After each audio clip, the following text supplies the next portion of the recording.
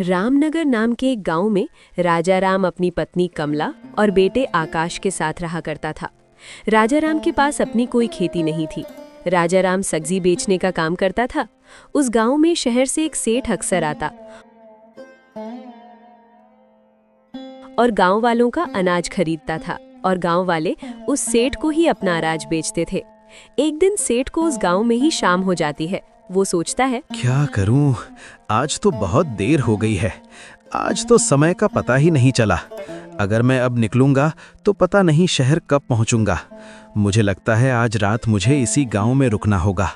लेकिन मैं किसके घर पर रुकूं? वैसे तो ज्यादातर गांव वाले मेरे जान पहचान के ही हैं। अक्सर मैं इन्हीं से तो अनाज खरीदता हूं। लेकिन अगर मैं उनमें से किसी के घर में रुका तो किसान के भाव बढ़ जाएंगे। ये किसी का एहसान लेने जैसा हो जाएगा और मुझे अगली बार कम पैसे में अनाज खरीदना पड़ेगा। नहीं नहीं, इन किसानों से जान पहचान बढ़ाना अच्छी बात नहीं। इसमें मेरा ही घाटा होगा। तभी वहां से राजा राम जा रहा होता है और सेठ जी को रास्ते में देख राजा राम बोलता है, अरे सेठ जी, आप तो शहर वाले सेठ जी हो ना? आप अभी तक गए नहीं? अब तो बहुत शाम हो गई है। कुछ ही देर में रात हो जाएगी। आपको निकल जाना चाहिए था। वैसे आप यहाँ कर क्या रहे हैं? कुछ परेशानी है क्या? राजा राम को देख सेठ सोच में पड़ जाता है और मन ही मन सोचता है, मुझे लगता है मुझे इस राजा राम की मदद लेनी चाहिए। वैसे भी ये तो सब्जी बेचता है। इससे आज तक मैंने ना सब्जी खरीदी है और ना ही मुझे कोई जरूरत है। गांव में किसी के पास मदद मांगूंगा तो बदले में अनाज कम पैसे से लेना होगा। लेकिन अगर इससे मदद मांगूंगा तो इसके बदले में ये कुछ नहीं मांगेगा, क्योंकि इसकी खेती तो है ही नहीं। तो ये मुझे अनाज कहां से बेचेगा? अच्छा मौका मिला है, इसके घर ठहर जाता हूं। मेरा आज का काम निकल जाएगा और रहने का बंदोबस्त भी हो जाएगा। हाँ राजा राम, देखो ना शाम हो गई है। मैं वही सोच रहा था कि आज रात मुझे इसी गांव में रुक जाना चाहिए। इतनी रात गए यहाँ से निकलना मुझे सही नहीं लग रहा, क्योंकि मेरे पास कुछ धन भी है। रात गए रास्ते में पता नहीं कोई चोर मिल गए तो इसलिए मैं सोच रहा था कि यहीं रुक जाऊं। लेकिन मुझे समझ नहीं आ रहा कि मैं किससे मदद मांगूं, किसके घर पर रुकूं। पता नहीं कोई इस बात के लिए राजी होगा भी या नहीं, और मुझे किसी को तकलीफ देना अच्छा भी नहीं लगता। इसलिए मैंने सोचा कि इस गांव में ही कहीं कोना देखकर रात गुजार लूंगा। अरे नहीं नहीं सेठ जी, आप कैसी बातें कर रहे हैं? आप तो हमारे लिए मेहमान जैसे हैं। आप एक काम करिए, मेरे ही घर चलिए। आप रात भर मेरे यहाँ रुक जाइए, कल सुबह होते ही चले जाना। नहीं नहीं राजा राम, तुमने कह दिया इतना ही काफी है। मैं किसी को तकलीफ नहीं देना चाहता। तुम्हारा भी तो परिवार है ना। तुम्हारी पत्नी को इस बात से तकलीफ होगी। रहने दो, मैं यहीं ठीक हूँ। अरे नहीं नहीं सेठ जी, हमें कोई तकलीफ नहीं है और ना ही मेरी पत्नी को तकलीफ होगी। आप उसकी फिक्र मत करिए।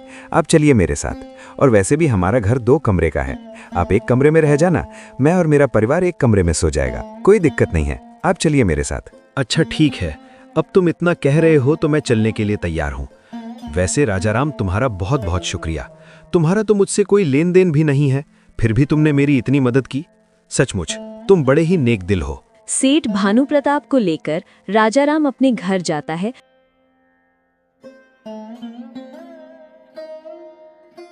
और अपनी पत्नी को सारी बातें बताता है। जी ठीक है, कोई बात नहीं, आज की रात की ही बात है ना। वैसे भी रात में बाहर रुकना भी सही नहीं है। आपने ठीक किया। वैसे मैं खाना बनाने जा ही रही थी, उनके लिए भी बना देती हूँ। वो अभी तो भूखे ही होंगे ना। हाँ कमला, उनके लिए भी खाना बना दो। कमला खाना बनाने लगती है। फिर सभी लोग बैठकर खाना खाते हैं। खाना खाने के बाद सेठ भानु प्रताप एक कमरे में बड़े आराम से सो जाता है।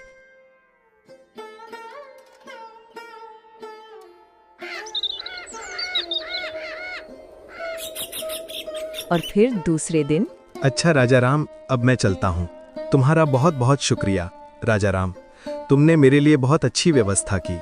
खाना भी बहुत स्वादिष्ट था। तुम्हारा धन्यवाद।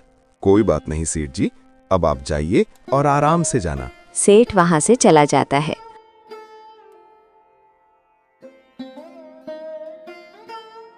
और फिर ऐसे ही कई दिन गुजर जाते हैं। सेठ फिर से गांव में अनाज खरीदने के लिए आता है। उस दिन भी उसे शाम हो जाती है। तो सेठ सोचता है, एक काम करता हूँ, राजा राम के घर ही चला जाता हूँ। मुफ्त का खाना भी मिल जाता है और रात भर रहने का भी इंतजाम हो जाता है। कल सुबह चला जाऊंगा और वैसे भी राजा राम मुझे मना नहीं करेगा। यही सोचकर सेठ राजाराम के पास जाता है और उसे बोलता है, राजाराम, मुझे आज देरी हो गई है। क्या मैं आज रात के लिए तुम्हारे घर रुक सकता हूँ? हाँ हाँ सेठ जी, क्यों नहीं, आप रुक सकते हैं। आइए ना, आप भीतर आइए, बाहर क्यों खड़े हैं। उस दिन भी कमला सेठ के लिए खाना बनाती है और सेठ खाना खाकर बड़े ही आराम से सो जाता है और दूसरे दिन निकल जाता है। ऐसे ही दिन गुजरते चले जाते हैं और ये सिलसिला ऐसे ही चलने लगता है। अब भानु प्रताप ने अपने रहने का ठिकाना राजाराम के घर को ही बना लिया था। अब तो वो सीधे सीधे राजाराम के घर जाने लगा। एक दिन ऐसे ही भानु प्रताप राजाराम के घर आकर बोलता है, अरे राजाराम, बहुत तेज भूख लगी है, अपनी पत्नी से कहकर मेरे लिए खाना बनवा दो। जी सेठ जी, मैं अभी कहता हूँ। राजाराम अपनी पत्नी से कहता है तो कमला बोलती है, ये क्या है जी, अब ये तो हर बार हमारे ही घर आने लगे हैं। हमारा घर क्या कोई धर्मशाला है? एक बार हो गया, 2 बार हो गया, पहले ही हम जैसे तैसे अपना गुजारा करते हैं, ऊपर से ये सेठ हाय दिन आ जाता है। ये नहीं कि हमारी थोड़ी मदद कर दे, थोड़ा बहुत अनाज हमें दे दे, लेकिन नहीं, मुझे लगता है सेठ ने जानबूझकर हमारा घर चुना है ताकि उनको घाटा ना हो और मुफ्त में इनका काम बन जाए। गांव में और भी तो घर हैं और बहुत सारे लोग तो इससे व्यापार करते हैं, अपना अनाज बेचते हैं। ये उन लोगों के घर जाकर क्यों नहीं रुकते? बार बार ये हमारे घर क्यों आ जाते हैं, जबकि हमारा तो उनसे कोई लेन देन भी नहीं है। कमला, जरा धीरे बोलो, वो सुन लेंगे तो अच्छा नहीं लगेगा। जाने दो ना, उन्हें ज़रूरत है। बेचारे व्यापार करने हमारे गांव में आते हैं। उनका तो शहर में बहुत बड़ा घर है, लेकिन फिर भी वो हमारे घर पर ठहरते हैं। उनकी मजबूरी है कमला, नहीं तो हमारे घर पर क्यों ठहरते? तुम उनके बारे में ऐसा मत सोचो। जब मैंने उन्हें पहली बार घर आने के लिए कहा था तो वो मना कर रहे थे। वो खुद नहीं आना चाहते थे। वो तो मैं ही था जो ज़बरदस्ती उन्हें हमारे घर ले आया। वो तो बाहर ही रुक रहे थे। अब तुम ही बोलो कमला, अच्छा लगता है क्या? आप भी ना बाहर रुक रहे थे तो रुकने देते। वो कौन सा आपके रिश्ते में है जो बार बार उन्हें घर पर लेकर आते हो? और अब तो वो पूछना भी जरूरी नहीं समझते, सीधे सीधे आ जाते हैं जैसा कि उनका ही घर है। ये तो कोई बात नहीं हुई। छोड़ो ना कमला, वो कौन सा रोज रोज हमारे घर आते हैं, कभी कभी देर हो जाती है तो आ जाते हैं। आप भी क्या बोले जा रहे हो? कितने दिन हो गए वो हमारे घर न जाने कितनी बार आ चुके हैं। अब ये तो हमेशा का ही हो गया है। आपसे कुछ भी बोलने का कोई फायदा नहीं। आप तो अपनी ही चलाएंगे ना। जाइए, आप बाहर जाकर उनके पास बैठिए। कमला खाना बनाने लगती है। उसके बाद वो सेठ खाना खाकर फिर से आराम से सो जाता है और सुबह होते ही निकल जाता है। एक दिन कमला अपने पति से कहती है, सुनिए जी, हमें हमारे भविष्य के बारे में सोचना चाहिए, आकाश के बारे में सोचना चाहिए। सब्जी बेचकर हमें कितना कम मुनाफा होता है। गांव में तो लोग सब्जियां खरीदते ही नहीं हैं, बिल्कुल ना के बराबर सब्जियां खरीदते हैं। इतने पैसे से हमारा गुजारा भी नहीं हो पाता। आपको नहीं लगता आपको कुछ और सोचना चाहिए? तुम सही कह रही हो कमला, लेकिन मैं और कौन सा काम करूं? हमारे पास जमीन भी तो नहीं है। अगर होती तो मैं खेती ही कर लेता। माना कि हमारे पास जमीन नहीं है, लेकिन दिमाग तो है ना। आप गांव में सब्जियां बेचते हैं, इससे अच्छा आप शहर जाकर सब्जियां बेचिए, क्योंकि आप उस जगह सब्जियां बेच रहे हैं जहां लोगों को ज़रूरत भी नहीं है। गांव के लोग तो सब्जियां बहुत कम खरीदते हैं, लेकिन शहर में लोगों को अक्सर सब्जी की ज़रूरत होती है। शहर के लोग रोज़ सब्जियां खरीदते हैं। तो मुझे लगता है अगर आप शहर जाकर सब्जियां बेचेंगे तो हमारा मुनाफा ज़्यादा होगा और शहर में दाम भी बहुत अच्छा मिलता है। और आप उन्हें ताज़ा सब्जियां देंगे तो देख लेना, हमारी सब्जी का व्यापार बहुत अच्छे से चलने लगेगा। अगर हमें ज़्यादा मुनाफा चाहिए तो यही करना होगा। हाँ कमला, तुम बिल्कुल सही कह रही हो। मैं शहर जाकर सब्जियां बेचता हूँ, लेकिन कमला, शहर तो बहुत दूर है। अगर मैं सब्जियां बेचने शहर जाऊंगा तो मुझे कभी कभी आते आते तो बहुत वक्त हो जाएगा और इतनी रात में घर नहीं आ सकता। और शहर में तो कोई जान पहचान वाला भी नहीं है, मैं कहाँ रुकूंगा? जान पहचान वाला है ना, वो सेठ जी जो हमारे घर पर अक्सर आना जाना करते हैं, उनका घर तो वहीं है। आप एक काम कीजिए, आप सब्जियां बेचकर उन सेठ जी के घर रुक जाया करिए। और मैं ये भी देखना चाहती हूँ कि वो सेठ जी आपको अपने घर पर रुकने देते भी हैं या नहीं। हाँ कमला, तुमने सही कहा। वो सेठ जी तो शहर में ही रहते हैं, वो मुझे अपने घर पर ज़रूर रुकने देंगे। वैसे भी वो इतने दिनों से हमारे घर पर आ रहे हैं, तो वो मुझे क्यों मना करेंगे? आप बहुत भोले हो, आप लोगों को नहीं जानते। आप देख लेना, मुझे नहीं लगता कि वो आपको अपने घर पर रुकने देंगे। देख लेना, ज़रूर कोई ना कोई बहाना बनाकर आपको भगा देंगे। मैं लोगों को अच्छी तरह से जानती हूँ। लोग बहुत एहसान फरामोश होते हैं। जब उनको ज़रूरत थी तब वो मीठी मीठी बातें करके हमारे घर तो आ गए, लेकिन जब आपको ज़रूरत पड़ेगी तो वो आपके काम नहीं आएंगे। नहीं कमला, तुम गलत सोच रही हो। सेठ जी बहुत अच्छे हैं, उनके मन में ऐसा कुछ नहीं है। तुम देख लेना, अब जब मुझे ज़रूरत पड़ी है तो वो भी मेरी सहायता ज़रूर करेंगे। शहर जाकर मैं उन्हीं के घर रुकूंगा और मुझे पूरा यकीन है कि सेठ जी मुझे उनके घर पर रुकने के लिए ज़रूर कहेंगे, और तो और मेरी खातिरदारी भी करेंगे, क्योंकि हमने भी उनकी खातिरदारी में कोई कमी नहीं रखी थी। देख लेते हैं कि आप सही निकलते हो या मैं। फिर दूसरे दिन राजा राम सब्जी लेकर शहर के लिए निकल पड़ता है और वहां सब्जियां बेचने लगता है। ताज़ा सब्जी होने के कारण उसकी बिक्री बहुत अच्छे से हो जाती है। उसकी सारी सब्जियां बिक जाती है। राजा राम ये देख बहुत खुश हो जाता है और सोचता है, कमला ने सही कहा था। अच्छा हो गया जो मैं शहर में सब्जियां बेचने आ गया। गांव में तो कोई सब्जियां खरीदता ही नहीं है, लेकिन सचमुच शहर के लोग तो बहुत सब्जियां खरीदते हैं। अब मैं ऐसे ही शहर आकर सब्जियां बेचूंगा, बहुत अच्छा मुनाफा होने लगेगा। लेकिन अब तो शाम होने को आई है, मुझे सेठ जी के घर जाना होगा। कल सुबह होते ही मैं निकल जाऊंगा। राजा राम सेठ भानु प्रताप के घर जाता है तो बाहर गेट पर खड़ा आदमी उसे रोकता है और बोलता है, कौन हो तुम? किससे मिलना है? मैं राजा राम हूँ, रामनगर से आया हूँ। मुझे सेठ जी से मिलना है। अच्छा, तुम बाहर ही रुको, मैं सेठ जी से पूछ कर आता हूँ। वो आदमी जाकर सेठ से बोलता है, सेठ जी, बाहर कोई आदमी आया है, बोल रहा था उसका नाम राजा राम है, उसे आपसे मिलना है, क्या उसे अंदर भेज दूं? अरे नहीं नहीं, मैं उसे अच्छी तरह से जानता हूँ, उसे अंदर भेजने की कोई जरूरत नहीं। तुम उसे जाकर कह दो मैं घर पर नहीं हूँ और मेरी पत्नी घर पर अकेली है, तो अंदर आने की कोई जरूरत नहीं है, उसे बाहर से ही भगा दो। वो आदमी जाकर राजा राम से कहता है, सुनो भाई, सेठ जी तुमसे नहीं मिलना चाहते, तुम्हें यहाँ से जाने के लिए कहा है। ऐसा नहीं हो सकता। एक काम करो, तुम उन्हें मेरा नाम बताओ और कहो ना कि मैं रामनगर से आया हूँ। वो मुझे अच्छी तरह से जानते हैं, वो अक्सर हमारे गांव आते हैं और मेरे घर पर ही ठहरते हैं। उनसे कहना कि मुझे उनकी ज़रूरत है, मैं आज रात उनके यहाँ रुकना चाहता हूँ। ठीक है, मैं एक बार फिर से बात करके आता हूँ। वो आदमी फिर से सेठ जी के पास जाकर बोलता है, सेठ जी, कोई रामनगर का राजा राम यहाँ रुकने के लिए पूछ रहा है, क्या करूं? बेवकूफ कहीं के, तुम्हें एक बार में समझ नहीं आता क्या? मैंने तुम्हें कहा ना, उससे कह दो कि मैं घर पर नहीं हूँ। उसे बता दो यहाँ पर मैं ऐसे भूखे नंगे को अपने घर पर नहीं रख सकता। वो एक साधारण सा सब्जी बेचने वाला गरीब और भिखारी है, उसकी औकात नहीं है मेरे घर में पांव रखने की। और क्या मेरा घर कोई धर्मशाला नहीं है जो मुंह उठाकर चला आया?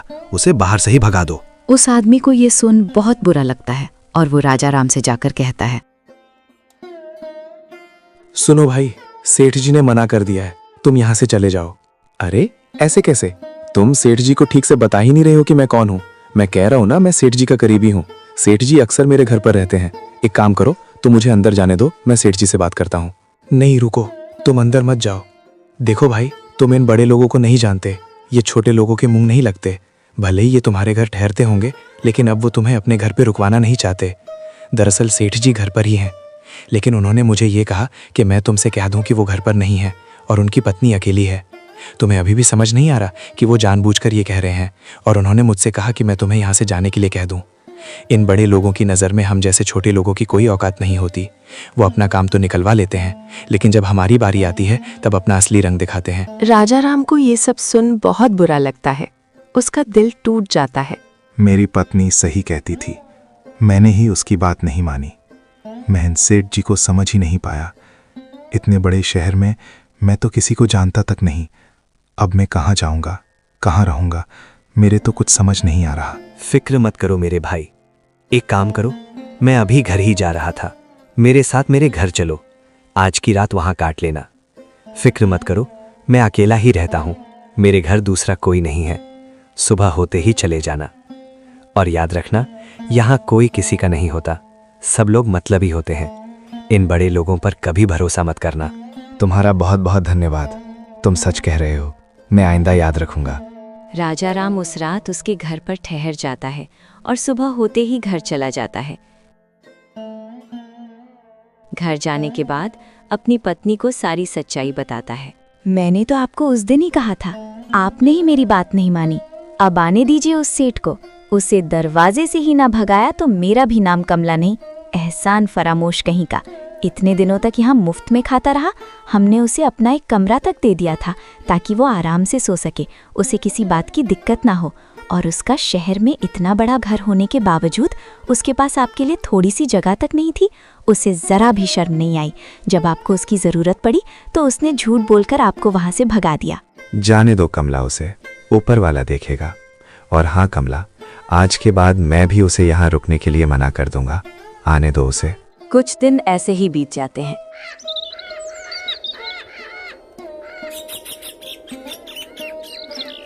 फिर एक दिन भानु प्रताप उस गांव में आता है और उस दिन भी उसे शाम हो जाती है। तो फिर वो राजा राम के घर जाता है और बाहर से आवाज देता है। राजा राम अपने बेटे से कहता है, बेटा आकाश, बाहर जो सेठ जी है ना, उनसे जाकर कह दो कि मेरे पिताजी घर पर नहीं है और मेरी माँ अकेली है। राजा राम का बेटा बाहर जाकर भानु प्रताप को यही बोलता है। अच्छा, तो राजा राम घर पर नहीं है।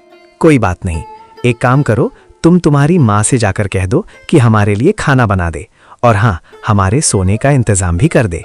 आकाश जाकर अपने पिता से कहता है, नीच कहीं का, इसे शर्म है भी या नहीं? उसे जाकर कह दो कि मेरी माँ ने मना किया है, निकलो यहाँ से। आकाश भानु प्रताप को जाकर यही कहता है। भानु प्रताप को ये सुन बहुत गुस्सा आता है। वो गुस्से से पांव पटकते हुए वहां से चला जाता है। ऐसे ही कुछ दिन बीत जाते हैं। एक दिन राजा राम, उसकी पत्नी और उसका बेटा नाव में सवार होकर दूसरे गांव जा रहे होते हैं। तभी उनकी नाव पानी में डूब जाती है। राजा राम और कमला पानी के प्रवाह की चपेट में आ जाते हैं। वो तैरना नहीं जानते, इसलिए पानी में डूबने की वजह से उनकी मृत्यु हो जाती है और गांव के लोग राजा राम के बेटे को बचा लेते हैं। लेकिन राजा राम और कमला को बचा नहीं पाते। गांव वाले मिलकर राजा राम और कमला का अंतिम संस्कार करते हैं। आकाश बिल्कुल अकेला पड़ चुका था। गांव के लोग आकर आकाश को खाना देते थे। वो अपने घर में अकेला बैठा रहता। एक दिन उस गांव में फिर से भानु प्रताप आता है। उसे कमला और राजा राम के बारे में पता चलता है तो भानु प्रताप सोचता है, अरे वाह, ये तो बहुत अच्छा हुआ दोनों मर गए। उसी दिन मुझे घर में रहने के लिए मना किया था ना, उसे तो यही सजा मिलनी थी और ऊपर वाले ने मेरा रास्ता साफ कर दिया। राजा राम के घर पर मेरी कब से नजर थी। अगर वो घर मेरा हो जाए तो मैं यहाँ रहकर अच्छे से व्यापार कर सकता हूँ। मुझे जब जरूरत पड़ी मैं राजा राम के घर पर लुक सकता हूँ। मुझे उसके घर पर कब्जा करना होगा। उसके लिए मुझे उसके बेटे से मेलजोल बढ़ाना होगा। एक बार उसका बेटा मेरी बातों में आ गया तो मैं उसके घर पर कब्जा कर सकता हूँ। यही सोचकर भानु प्रताप राजा राम के घर जाता है और आकाश से बड़े ही प्यार से बात करता है और आसपास के लोगों से कहता है, मुझे इस बच्चे को देखकर बहुत रोना आ रहा है। भगवान भी कितना कठोर दिल है। इस छोटे से बच्चे पर जरा भी दया नहीं आई। इतनी छोटी उम्र में बेचारा अनाथ हो गया। राजा राम मेरा बहुत अच्छा दोस्त था। हमारी दोस्ती के नाते मैं इस बच्चे को मेरे साथ ले जाना चाहता हूँ। इसे खूब पढ़ा लिखा कर बड़ा आदमी बनाना चाहता हूँ। बेटा, क्या तुम मेरे साथ चलोगे? मेरा बहुत बड़ा घर है और बेटा, मेरी कोई संतान नहीं है। मैं तुम्हें अपने बेटे के रूप में स्वीकार करता हूँ। तुम मेरे साथ चलो, मैं तुम्हें राजा की तरह रखूंगा बेटा। गांव वाले और आकाश उसकी मीठी मीठी बातों में आ जाते हैं और आकाश खुशी खुशी उसके साथ उसके घर चला जाता है। शहर आने के बाद भानु प्रताप की पत्नी रुक्मिणी भानु प्रताप से कहती है, ये किस भिखारी को उठा कर ले आए हो? इसकी हालत देखिए।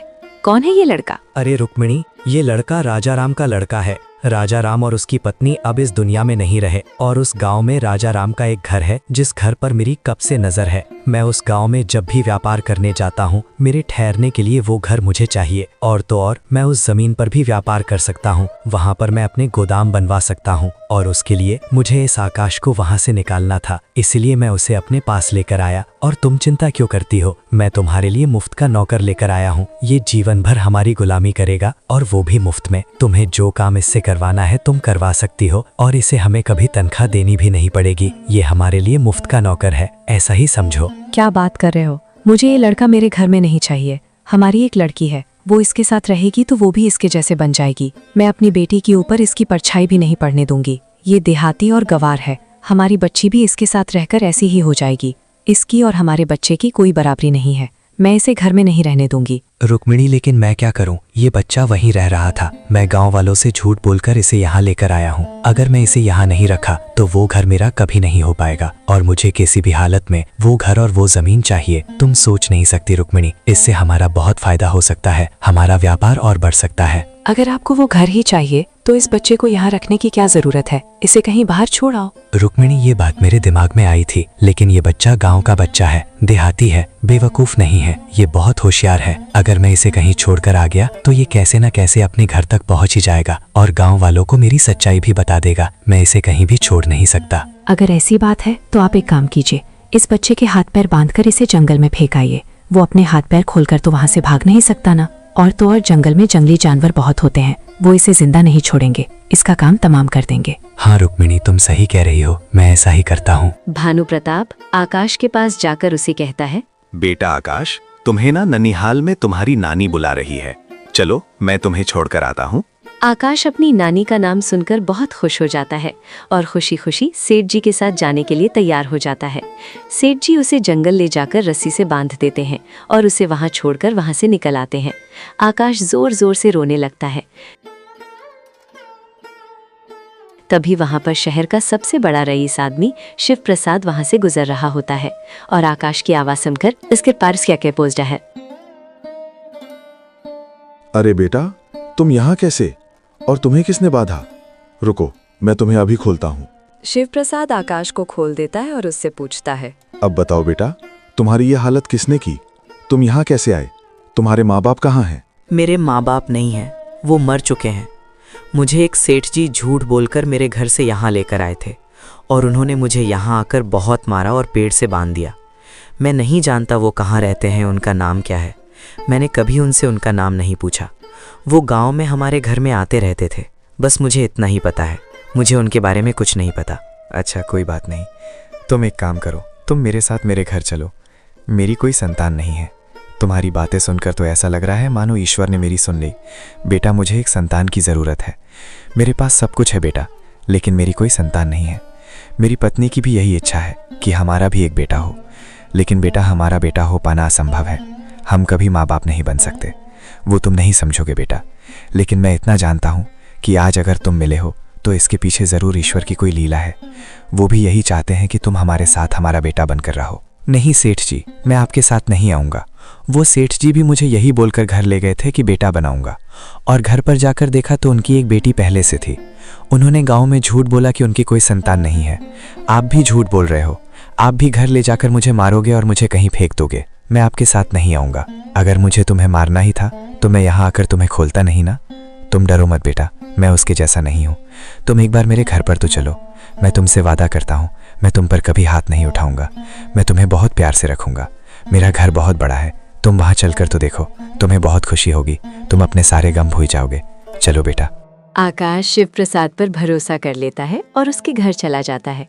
शिव प्रसाद की पत्नी पार्वती आकाश को देख बहुत खुश हो जाती है। देखो पार्वती, मैं किसे लेकर आया हूँ। आज से ये यहीं रहेगा। ये हमारा वारिस है, हमारा बेटा है। और शिव प्रसाद पार्वती को सारी बातें बताता है। पार्वती को आकाश के बारे में सुन बुरा तो लगता है, लेकिन वो बहुत खुश हो जाती है कि उसे उसका वारिस मिल चुका है। ईश्वर ने मेरी सुन ली। हमें तो कभी संतान नहीं हो सकती, लेकिन उस दिन हमारे घर जो बाबा आए थे, उन्होंने हमें कहा था कि हमें तो जीवन भर कभी संतान नहीं होगी, लेकिन बहुत जल्द हमें हमारा वारिस मिलेगा। मुझे लगता है वो इसी के बारे में बात कर रहे थे। हाँ पार्वती, मुझे भी यही लगता है। बेटा आकाश, तुम्हें ये घर कैसा लगा? तुम यहाँ पर हमारे साथ रहोगे ना? हाँ सेठ जी, ये घर बहुत अच्छा है, मुझे बहुत पसंद आया। मैं आपके साथ रहूंगा। आप बहुत अच्छे हो। तुम ये सेठ जी कहना बंद करो। आज से तुम हमारे बेटे हो। ये तुम्हारी माँ है और मैं तुम्हारा पिता। आज से तुम हमें सेठ और सेठानी नहीं कहोगे, माता पिता कहकर ही बुलाओगे। आकाश खुशी खुशी वहां रहने लगता है। सालों बीत जाते हैं और समय के साथ आकाश अब बड़ा हो चुका है। आकाश सालों बाद अपने गांव जाता है और देखता है कि उसके घर की जगह एक बहुत बड़ा गोदाम है जिसमें अनाज भरा पड़ा है। आकाश गांव के लोगों से पूछता है तो उसे पता चलता है कि वो किसी भानु प्रताप व्यापारी की जगह है। आकाश को पूरी बात याद आ जाती है और वो समझ जाता है कि भानु प्रताप ही वो आदमी था जिसने उसे पेड़ से बांधा था। आकाश घर जाकर शिव प्रसाद को ये सारी बातें बताता है। अच्छा, तो ये बात है। मैं उस भानु प्रताप को अच्छी तरह से जानता हूँ। बहुत ही घटिया आदमी है और एक नंबर का लालची आदमी है। तुम फिक्र मत करो, तुम उसे ऐसा सबक सिखाना कि वो जिंदगी भर याद रखे। उसे अपने व्यापार का बहुत घमंड है ना, तुम उसका घमंड चकनाचूर करोगे और उसका अहंकार तोड़ने का एक ही उपाय है। उसकी एक बेटी है, तुम उससे शादी कर लो और जब उसे पता चलेगा कि उसके पिता की सच्चाई क्या है, उसकी बेटी उससे नफरत करने लगेगी और कोई भी बाप अपनी औलाद की नफरत सह नहीं सकता। उसका घमंड और अहंकार उसी दिन चकनाचूर होगा जब उसकी खुद की औलाद उसका मुंह देखना भी पसंद नहीं करेगी। पिताजी, मैं उसकी बेटी से शादी कैसे करूंगा? मैं उसे जानता तक नहीं। अरे तुम फिक्र क्यों करते हो बेटा, तुम सेठ शिव प्रसाद के बेटे हो और वो भानु प्रताप एक नंबर का लालची आदमी है। जब हम उसके घर पर तुम्हारे लिए रिश्ता भेजेंगे तो वो लालची आदमी मना नहीं कर पाएगा। उसकी हमारे सामने मना करने की कोई हैसियत है ही नहीं। फिर सेठ शिव प्रसाद यही करता है। शिव प्रसाद आकाश को लेकर भानु प्रताप के घर जाता है और उसके बेटे के लिए शादी का प्रस्ताव रखता है। भानु प्रताप ये सुनकर खुशी से पागल हो जाता है और बोलता है, मुझे तो यकीन ही नहीं हो रहा कि आप मेरे घर पे आए हो। मैं बहुत भाग्यशाली हूँ कि मेरी बेटी को आप स्वीकार कर रहे हैं। मैंने तो कभी सोचा ही नहीं था कि इतने बड़े घर में मेरी बेटी का रिश्ता होगा। आपके सामने तो सच में मेरी कोई औकात नहीं है। मेरी बेटी बहुत नसीब वाली है जो आपके घर की बहू बनने वाली है। भानु प्रताप खुशी खुशी अपनी बेटी की शादी आकाश से कर देता है और शादी के बाद आकाश अपनी पत्नी को बहुत ही खुशी से और प्यार से रखता है। उसका दिल जीत लेता है। उसकी पत्नी भी बहुत खुशी से रह रही होती है और उसे बहुत प्यार करती है। एक दिन आकाश अपनी पत्नी को भानु प्रताप के बारे में सारी सच्चाई बता देता है। ये सुन आकाश की पत्नी को अपने पिता पर बहुत गुस्सा आता है। मैं सोच भी नहीं सकती थी कि मेरे पिताजी इतना घटिया काम कर सकते हैं। उन्होंने आपके साथ ये सब कुछ किया, आपकी जान लेने की कोशिश की और वो भी आपके घर के लिए, क्योंकि वो आपका घर हथियाना चाहते थे। वो ऐसा कैसे कर सकते हैं? मैं उन्हें कभी माफ नहीं करूंगी। मैं उस घर में कभी कदम नहीं रखूंगी। मेरी नज़र में वो खूनी है। वो तो भगवान का शुक्र है कि आप उस दिन बच गए, नहीं तो आज आप मुझे नहीं मिल पाते। मैं आपकी कसम खाकर कहती हूँ, मैं आज के बाद अपने पिताजी का कभी मुंह नहीं देखूंगी। मुझे अब उनसे नफरत हो गई है। वो मेरी नज़र में पूरी तरह से गिर चुके हैं। कुछ दिन ऐसे ही गुजर जाते हैं। एक दिन भानु प्रताप अपनी बेटी से मिलने के लिए उसके घर आता है तो आकाश उससे कहता है, कौन सी बेटी? किसकी बेटी? यहाँ तुम्हारी बेटी नहीं, मेरी पत्नी रहती है और मेरी पत्नी तुमसे कोई रिश्ता नहीं रखना चाहती। वो तुम्हारा मुंह तक देखना नहीं चाहती। ये आप क्या कह रहे हैं दामाद जी? बिल्कुल सच कह रहा हूँ। और जब तुम्हारी बेटी ही तुमसे रिश्ता नहीं रखना चाहती तो मेरा भी तुमसे कोई रिश्ता नहीं। मैं तुम्हारा कोई दामाद नहीं। भूल जाओ अपनी बेटी को और निकल जाओ यहाँ से। आइंदा यहाँ पैर रखने की हिम्मत मत करना। ये आप क्या बोलते जा रहे हैं? आखिर मैंने ऐसा क्या किया है जो मेरी बेटी मेरा मुंह तक देखना नहीं चाहती? याद करो 20 साल पहले तुमने क्या किया था। याद करो तुमने राजा राम के साथ क्या किया था। याद करो तुमने उसके बेटे के साथ क्या किया था। ये सब बातें आपको कैसे पता? क्योंकि भानु प्रताप, मैं ही राजा राम का बेटा हूँ। तुम इतने लालची और घटिया निकलोगे मैंने नहीं सोचा था। मैं तो तुम्हारी बातों में आकर तुम्हारे घर आया था। तुमने मेरे साथ क्या किया? तुमने मेरी जान लेने की कोशिश की और मुझे जंगल में मरने के लिए छोड़ा है। तुम्हें क्या लगा था भानु प्रताप कि तुम्हारे कर्मों की सजा तुम्हें नहीं मिलेगी? शायद तुम भूल चुके थे कि जो जैसा करता है उसे वैसा ही भरना पड़ता है। तुमने ये सब मेरी जमीन और मेरे घर के लिए किया था ना। आइंदा मेरी जमीन और घर पर पैर रखा तो तुम्हारी दोनों टांगे तोड़ दूंगा। और अभी के अभी निकल जाओ मेरी नजरों के सामने से। तुम्हारी बेटी तुमसे कोई रिश्ता नहीं रखना चाहती। भानु प्रताप ये सारी बातें सुनकर पूरी तरह से हिल जाता है और वहां से घर चला जाता है और घर जाकर पूरी तरह से टूट जाता है। रुक्मणी, ये मेरे कर्मों की सजा है जो आज मेरी बेटी मेरा मुंह तक देखना नहीं चाहती। मैंने बहुत बुरे कर्म किए हैं रुक्मणी। आज मैंने अपनी बच्ची को खो दिया। आज मेरी बच्ची मुझे पिता कहने में शर्मा रही है। इससे बुरी बात मेरे लिए और क्या हो सकती है? आज मेरा घमंड पूरी तरह से टूट चुका है। मैं पूरी तरह से बर्बाद हो चुका हूँ रुक्मणी। आज मेरी संतान मेरे खिलाफ हो चुकी है। इससे बड़ी सजा मेरे लिए क्या हो सकती है? तो दोस्तों, देखा कैसे लालच में भानु प्रताप ने अपना खुद का घर बर्बाद कर लिया। अब वो खुद की नजरों में भी गिर गया और अपनी बेटी के भी। हमें इस कहानी से यही सीखना है कि हमें लालच नहीं करना चाहिए और ना ही किसी को सताना चाहिए। और दोस्तों, हमें वीडियो बनाने में बहुत मेहनत लगती है। कृपया करके हमारे चैनल को सब्सक्राइब और लाइक और कमेंट जरूर करें। आपने इस वीडियो से क्या सीखा? धन्यवाद।